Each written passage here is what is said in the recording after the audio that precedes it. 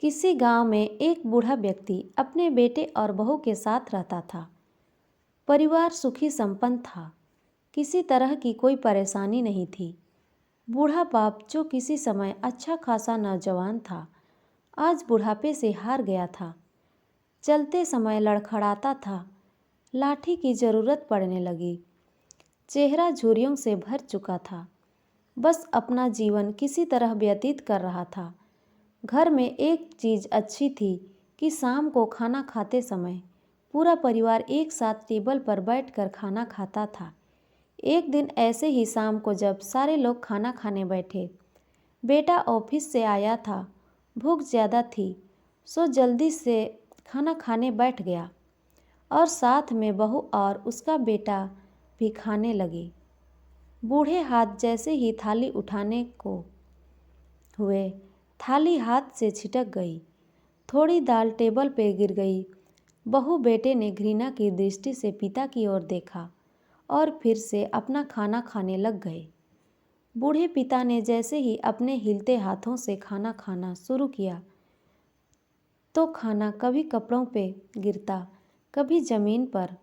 बहू चिढ़ते हुए कहा, हे राम, कितनी गंदी तरह से खाते हैं। मन तो करता है इनकी थाली किसी अलग कोने में लगवा देते हैं। बेटे ने भी ऐसे ही सिर हिलाया, जैसे पत्नी की बात से सहमत हो। उनका बेटा यह सब मासूमियत से देख रहा था। अगले दिन पिता की थाली उस टेबल से हटाकर एक कोने में लगवा दी गई। पिता की डबडबाती आंखें सब कुछ देखते हुए भी कुछ बोल नहीं पा रही थी। बूढ़ा पिता रोज की तरह खाना खाने लगा। खाना कभी इधर गिरता, कभी उधर। छोटा बच्चा अपना खाना खाना छोड़कर लगातार अपने दादाजी की तरफ देख रहा था। माँ ने पूछा, क्या हुआ बेटे, तुम दादाजी की तरफ क्यों देख रहे हो और खाना क्यों नहीं खा रहे? बच्चा बड़ी मासूमियत से बोला, माँ, मैं सीख रहा हूँ कि वृद्धों के साथ कैसा व्यवहार करना चाहिए। जब मैं बड़ा हो जाऊँगा और आप लोग बूढ़े हो जाओगे तो मैं भी आपको इसी तरह कोने में खाना खिलाया करूँगा। बच्चे के मुंह से ऐसा सुनते ही बेटे और बहू दोनों कांप उठे।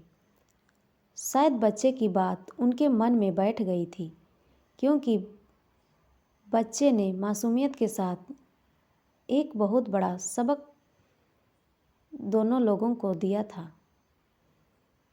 बेटे ने जल्दी से आगे बढ़कर पिता को उठाया और वापस टेबल पे खाने के लिए बिठाया, और बहू भी भागकर पानी का गिलास लेकर आई कि पिताजी को कोई तकलीफ ना हो। इस कहानी से शिक्षा मिलती है कि माँ बाप इस दुनिया में सबसे बड़ी पूंजी हैं। आप समाज में कितनी भी इज्जत कमा लें या कितना भी धन इकट्ठा कर लें, लेकिन माँ बाप से बड़ा धन इस दुनिया में कोई नहीं है। तो दोस्तों, ये कहानी आपको कैसी लगी कमेंट में ज़रूर बताएं, और अच्छी लगी हो तो लाइक, शेयर और सब्सक्राइब ज़रूर करें।